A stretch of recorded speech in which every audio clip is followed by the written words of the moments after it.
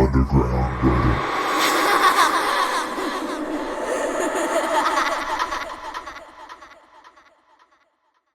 One of the topics that I get asked about a lot, here and in real life, involve things like the rake, the Wendigo, and other related legends.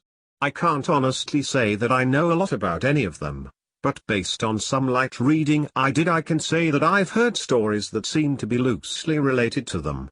You've heard the old adage that legends like that come from somewhere, and I'm sure that's true, but as you all know, I do try to take things with a grain of salt. You have to, out here. It's sort of like working in a hospital, I'd imagine. You could spend all day thinking about how many people have died there, and how there are probably ghosts, or whatever you want to call them, all over the place, but it doesn't do you any good. It just makes it harder to do your job. I think a lot of us feel that way, and that's why we try to just go about our work like everything is fine. Once you get paranoid, there's not really any going back, and a lot of cadets quit because of it. My park especially seems to have a high turnover rate because the cadets graduate and get so freaked out about everything, and they can't seem to let it go. You have to learn to internalize things and shut off. I've talked to K.D a bit about her experience, because I wanted to know what she thought about the Wendigo. She didn't really have anything in particular to say about it, aside from that she didn't want to think about it that much, but she told me a friend of hers had something similar happen. I contacted this person, H, over Skype, and they agreed to talk to me a bit. They're aware of my work here, and they're fine with me posting the story exactly as they wrote it. I grew up in Central Oregon, and there's a reservation called Warm Springs about 2 or so hours from where I lived. I only mention that because a lot of people in my area have friends there, and a lot of the land in that area belongs to that tribe. When I was a kid, we used to go camping up there. Not on the Rees, of course, but in that area, and I met a lot of kids who grew up there. I got to know one kid really well. His name was Nolan, and we ended up hanging out a lot when our families were in the area. Our folks got to know each other, so we'd all get in touch and camp out around the same time. We'd camp for about 2 weeks, so we were out there for a long time. I asked him if he camped in an RV. Yeah, my dad had one, so I guess it wasn't really camping, but we'd take our tents and stuff and set them up out away from camp most nights. I didn't like sleeping in there because I like being outside. We talked for a bit about camping. So anyway, sorry, 1 year Nolan and I were out there. I think we must have been like 12 or so. We wanted to go out and camp near the river because we wanted to try night fishing. I think we must have been about 1/3 of a mile from the main camp. Far enough away that we couldn't hear or see anyone else. I remember that. We were messing around most of the day. I don't really remember much about it, but we ended up building a fire at some point, and I was really impressed because he had this flint or something that he used to start it. I'd never seen anyone do that before, so I thought it was pretty cool. I got him to teach me how to do it, and we lit some stuff on fire, which looking back was really stupid because it was the middle of fucking summer, and if I remember right, the fire warning was either at yellow or orange. But thankfully we didn't start anything major, and when it got dark we sat around and talked about whatever it is 12-year-olds talk about. I don't really remember. What I do remember is that at some point, he looked over my shoulder at the river and asked me if I could see something. The way our camp was set up, we were about 10 feet from the river, and we were at the widest point, so it was probably about 20 feet to the other bank. It gets hot up there in the summer, but the water's still cold, which is important. I look over my shoulder and I could see something wading into the river on the other side. From where we were it looked like a deer, but we couldn't really tell because of the fire. I got up to look closer and I saw a pair of antlers, so I figured it was a buck. But I thought it was weird that it was wading into the water, and it was definitely heading for us. And I asked Nolan what he thought we should do. He's looking at the fire with this weird expression and he tells me to sit down and shut up, so I do, because I'd never seen him act that way before. He's whispering at me to ignore it, and to just keep talking like we were, but I couldn't think of anything to say. He was saying something about an episode of some show, but I could hear the deer coming through the water, so I wasn't really paying any attention, and I kept trying to see over his shoulder, but every time I did he'd sort of hit me on the arm and make me look at him. I wasn't really scared, I remember. I was just sort of confused. But then I hear the deer come out of the water, and I could kind of make out what it looked like, and I realized it wasn't a deer because whatever it was walking on two legs. I started to get up, I was super freaked out, but Nolan just yanked me back down and talked louder about this television show, and I could tell he was just as scared as I was, probably even more. He leaned in and poked the fire with a stick, and he whispered that whatever I do, I can't speak to it. I could see it come closer, and it stood right behind Nolan's back. I was about ready to pee my pants, and I think I'd probably have run if I'd been alone, but I didn't want to leave Nolan, so I kept sitting really still and sneaking glances at it. It wasn't that tall, but the way it carried itself was just wrong, like its center of balance was screwed up. I can't really describe it, but it was kind of like it kept shifting too far forward. It just stood there behind Nolan for a long time, and eventually Nolan ran out of things to say and we just kind of sat there for a second. The fire was making noise, but I thought I could hear this thing talking in a really low voice. I couldn't hear what it was saying, and I leaned forward a tiny little bit, and I actually did pee my pants when it leaned forward too. I couldn't see its face, but I saw its eyes. They were cloudy and milky, and if you want to know what they looked like, find that scene from Lord of the Rings where Frodo falls in that lake and all the dead people are floating toward him. That's what its eyes looked like. So all I saw were these two white eyes floating above Nolan's head, and the really vague shape of the antlers coming out of its head. I don't know what my face looked like, but at exactly the same time Nolan and I fucking booked it out of there, and we ran non-stop until we got back to the main camp. My pants were soaked with pee, so I took them off as we were running and threw them in the bushes. We both stopped once we were in front of my dad's RV and we couldn't see anything chasing us, so we stood there and caught our breath. I asked him what that thing was, but he said he didn't know. He said his grandpa had only warned him that if anything ever came up to him when he was out in the desert, he was never, ever supposed to talk to it or listen to anything it had to say. I wanted to know if he'd heard it talking too, and he said that the only thing he'd been able to understand was help you. I think we ended up sleeping in the RV with my parents, and the next night we went back out and didn't see anything. That does remind me, in a lot of ways, of the Wendigo legend. There's a phrase used to describe it that I think fits perfectly, which is that the Wendigo is the spirit of the lonely places.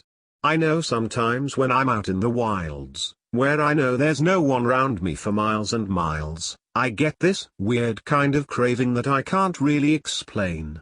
I don't know if it happens to anyone else, but it's this desire to consume. It's not like I crave anything in particular, but more of this weird, distracting hunger that comes from every part of my gut. I also wanted to find out more about the faceless man, if I was able, and found a few similar things. I asked around my circle of friends, and one of them said when he was out doing repairs at a park in his area, he saw something kind of like that. We were having dinner in town, 5 of us including myself. This guy, he was repainting an information booth and heard a man ask him for directions to the nearest campsite. He didn't turn around because he was up on a ladder, but he informed the man that there weren't any campsites nearby, but that if he headed down the road about 4 miles, he'd find one at another park. He asked if he could be of any other help, but the man said no, and thanked him. My friend said he kept painting, but he was listening, and never heard the man leave. The second he came up and talked to me, the hairs on my neck stood up, but I wasn't sure why. I just had this really uneasy feeling about the whole thing, and I wanted to finish painting and get out of there. I figured maybe part of it was that I couldn't turn around to look at him. but something just felt off. There was also this weird smell floating around even before the guy talked to me, kind of like old period blood. I had looked around to see what was causing it, but I didn't find anything.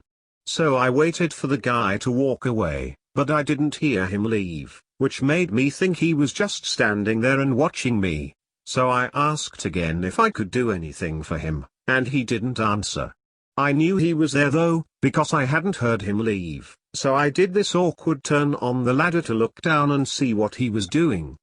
Now I admit it could have just been my brain fucking up, but I swear to you, Russ, for a split second when I turned around, that fucker didn't have a face. Like he had no face. It was almost concave, and totally smooth, and I just about had a fucking heart attack because I couldn't even wrap my brain around what I was seeing. I think I started to say something, but there was this kind of pop inside my head and suddenly he was just a normal looking guy. I must have looked weird because he asked me if I was okay, and I was just like, yeah, I'm fine. He asks about the campsite again and I point to where he has to go, and he's like, I'm not from around here, can you help me get there? Now this is when I know something is really up, because there's no way this guy got out here and didn't know where he was. And for that matter, there's no car around, so how'd he get here in the first place? I said I was sorry but that I couldn't take him anywhere in a company vehicle, and he's like, please? I really don't know where I am, can you come with me and help me get there? So now I'm seriously weirded out, and I start wondering if this is some kind of ambush or whatever. I told him I could call him a taxi to come out and take him where he wants to go, and I pull out my phone and he just goes no and walks away really quickly. But he doesn't walk out of the park, he walks back into the fucking trees and I got right in my fucking truck and start to get out of there, fuck the paint or whatever. I looked in my mirror to see where he was as I was leaving and he was standing right at the tree line again. I don't know how he got there so fast, but this time I know that fucker didn't have a face. He was just watching me leave. And right before I turned the corner he took a big step back into the trees and kind of dissolved, I guess. Maybe it was just dark so he blended in, but it felt more like he just melted away. Interestingly, right after this guy finished his story, someone else piped up with another one, but with a slightly different twist. You know, actually, I had something sort of weird like that happen a while back. I was out doing some trail scouting, and I was out in the middle of nowhere figuring out where we were gonna have this trail run through. I hadn't seen anyone else for probably a good 2 hours, so I wasn't really paying attention to where I was going. I was just looking at the ground for the most part. Then out of nowhere, I crested this little hill and almost ran into this guy. He was older, probably in his 60s, and I started to apologize to him for running into him. And then I noticed his face, and I probably looked like a complete douchebag because I stopped and just stared at him. It took me a second to figure out what was wrong, but this guy's face was huge. I know that sounds weird, but that's the only way I can describe it. His head wasn't big or anything, it was normal, but the amount of space his face took up was just way too much. Like if you took someone's face and enlarged it all by about 2 times. He doesn't say anything, he just kind of looks at me, and I backed up and was kind of stuttering and saying I was sorry, and I went around him and fucking got out of there and did what I needed to do. The whole time, I kept looking behind me because I was so freaked out that he'd pop up behind me or something. I know it sounds ridiculous, but I swear to you it was one of the creepiest things I've ever seen. I switched the topic to the stairs a little later, and there was a definite shift in enthusiasm. No one spoke up at first. There is a real stigma around discussing them, even when we're away from work. But I broke the ice with a story of my own, and the guy who told the story about the faceless man told this one, albeit very quietly. Couple of years ago, I was camping with my girlfriend, and we're out about 2 miles from the road at this site I know. We went to bed that night, but we couldn't sleep because someone interjected a funny comment, and we were dangerously close to going off on another subject, but I got us back on track. Yeah, really funny, you fucker. No, it was because we kept hearing that grinding noise. My brother used to grind his teeth in his sleep, and it kind of reminds me of that. My girlfriend was freaking out, but I just kept telling her to ignore it because I've heard it before and you just have to ignore it. It goes away eventually, you guys know what I mean. We all knew what he meant. So eventually I got her to go to sleep, but I woke up probably 2 hours later because something was just off.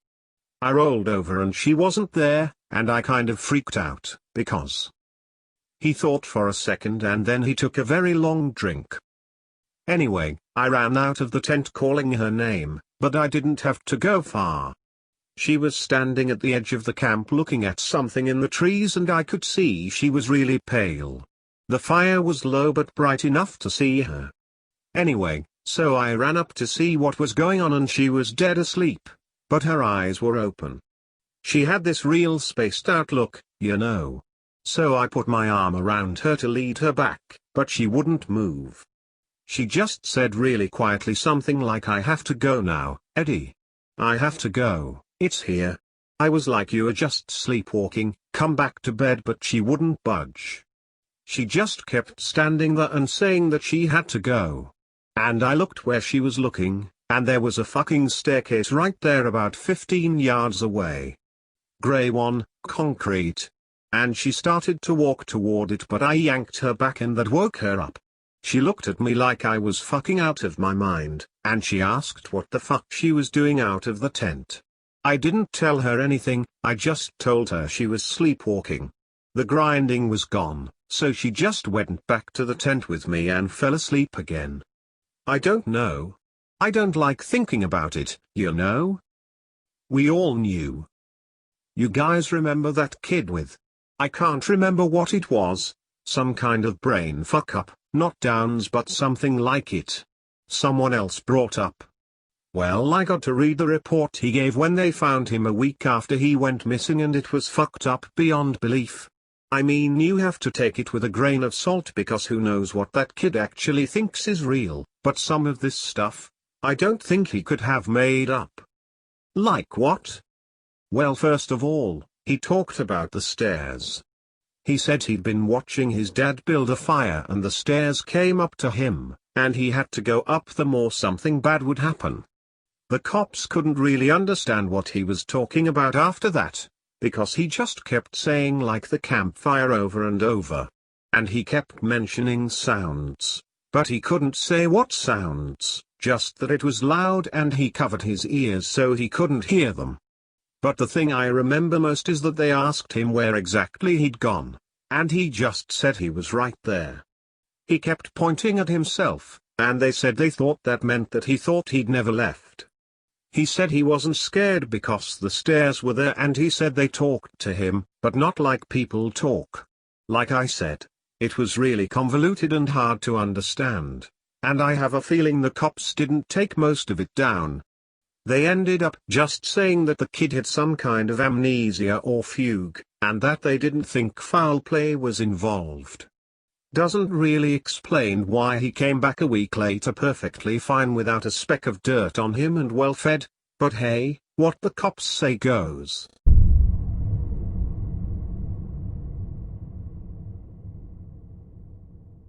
Thank you for watching my video.